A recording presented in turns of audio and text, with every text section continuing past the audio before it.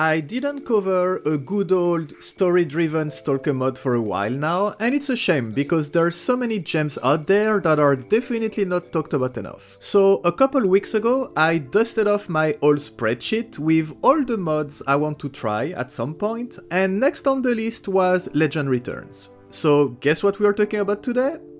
Yes, Legend Returns. It wasn't a trick question. We are talking about Legend Returns. So, without going too deep into Stalker modding history, this mod is based on Call of Chernobyl. So, basically the OG of freeplay, open world style of Stalker mods. The one that made everything we have today possible, pretty much. Let's call it the grandpa of Anomaly, with gameplay and mechanics very close to the original games. So, what do we have here? Well, first, a brand new storyline for all the original factions, which in itself is already a ton of content, and new quests to discover, and 2 new factions, including the one I mostly played while writing this review, the Black Slimes. I'm not sure how to describe them exactly. Let's say if bandits and renegades were the big brothers, I guess the slimes are like the annoying and crazy little bros, something like this. I played a lot of Gamma recently, so in a way one of the most modern, polished version of Stalker mods you can play today, so I was kinda scared going back to something with the same feeling and graphics as the original builds. And as soon as I started playing, I was like, fuck, this is so clunky.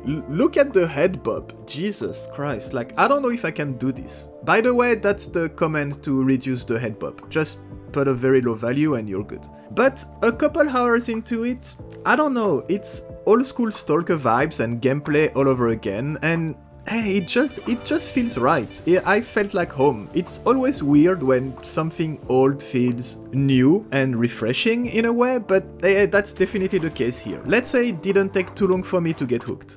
So I quickly started sliming around with my new slime friends, and remember, this is a free play mod. It doesn't have a super linear questline that you absolutely need to follow all the time.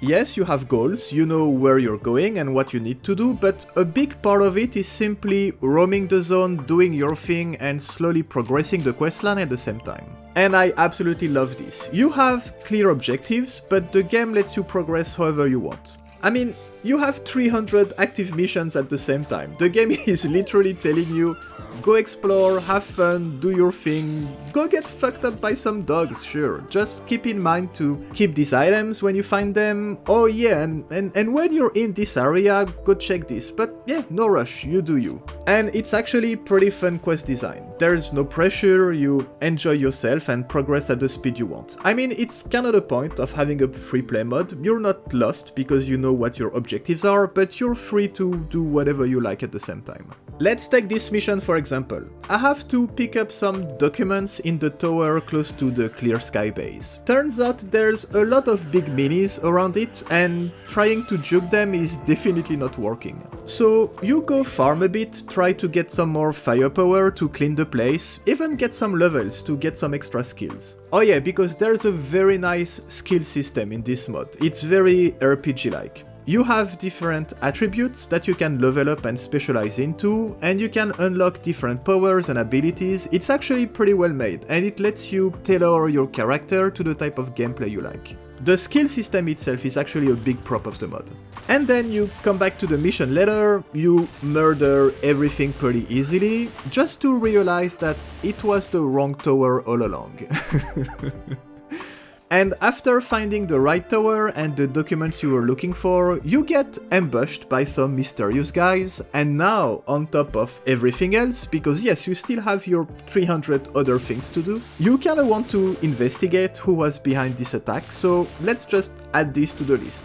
So yeah, the quests are interesting, the writing is not mind-blowing, but it's good enough to keep you interested, and there's enough variety in all the missions to keep you involved in the plot. You have the usual arsenal of weapons, artifacts, and a couple new items and attachments to discover. The graphics are pretty good, the atmosphere is definitely here. I mean, it was made with the goal of having the same feeling of the original game, and it's pretty successful at that. You have a ton of locations to explore, a lot of them have been reworked so they feel fresh, lots of creepy places of course, and it's close to the OG gameplay. No crafting, no disassembling, no item bloat, just some good old looting and murdering, with a pretty balanced economy. The mod is hard, don't get me wrong, but overall it's pretty well balanced. It's also super stable. I didn't get a single game-breaking bug or crash in my whole playthrough, and it's kind of a miracle, and the performance is great. You can definitely run this on a potato with no issues. And last thing, the quests are actually pretty well built. Very often you won't have a marker on the map to tell you exactly where to go. You need to pay attention to what people tell you and what to do exactly, but it's never confusing. And it's never really complicated to figure out, which feels like very satisfying in the end. I still have nightmares of some other mods where I had to spend hours like watching YouTube videos, scrolling forums to figure out what I have to do. Here it's not the case, like you can do everything by yourself. And the English translation is very good. Not perfect, but very good and never an issue to understand something. I didn't play Sin too much, but it definitely looks like one of the most fun factions to play, with some epic quests and a lot of crazy gameplay features that they're the only ones to have. I mean, first, these guys are crazy. Like, if you thought monoliths were a crazy cult, wait to meet these guys.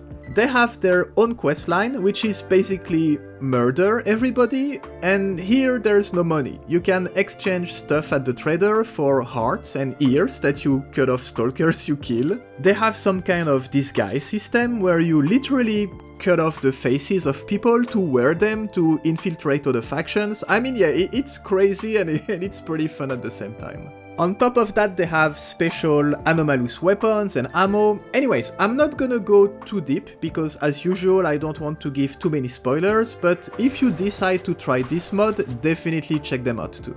So, in conclusion, it's definitely not the best mod I covered on this channel. If you have a limited amount of time to play and want a mod with a really good story, I'd say go with something else, like Incubator or something.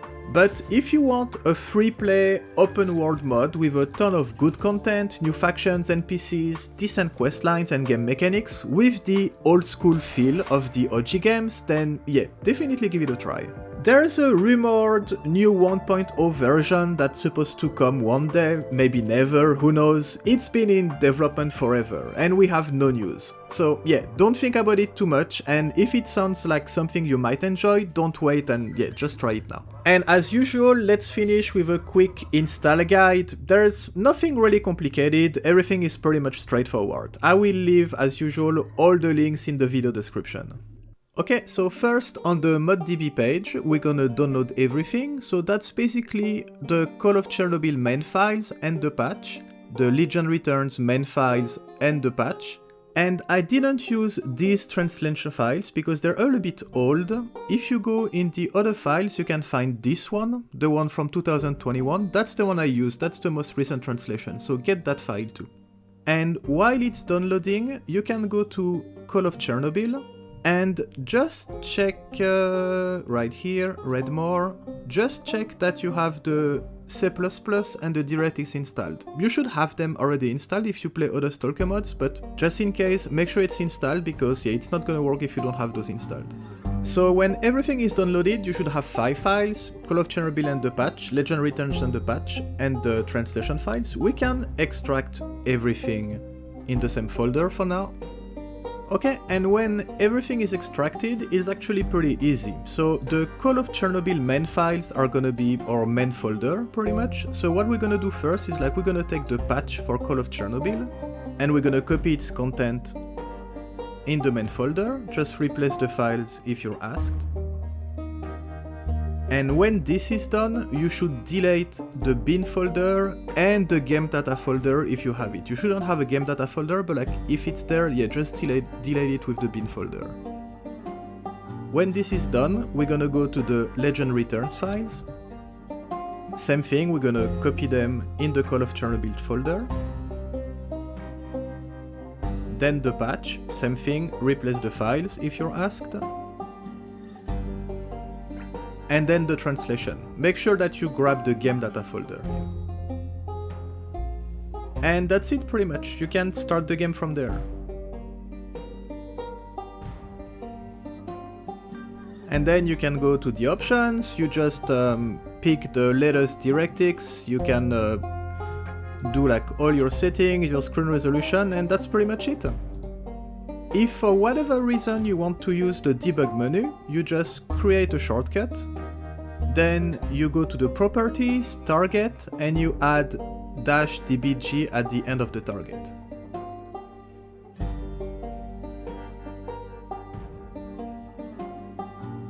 This actually might happen on your first install, or it happens sometimes when you turn on the debug menu, you just go to the options, that's this one, then you go to the game, and then here you switch back to English.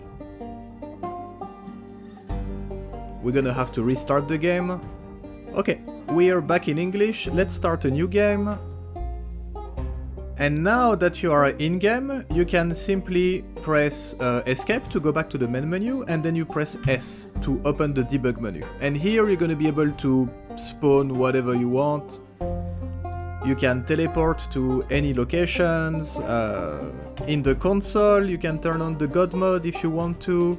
That's up to you. I mean, I didn't had to use it. As I was saying in the review, the mod is very stable, I didn't have any issues with it, but just in case. So if you get stuck, if there are any issues, at least you have access to the debug mod to troubleshoot a little bit. Okay, enjoy guys!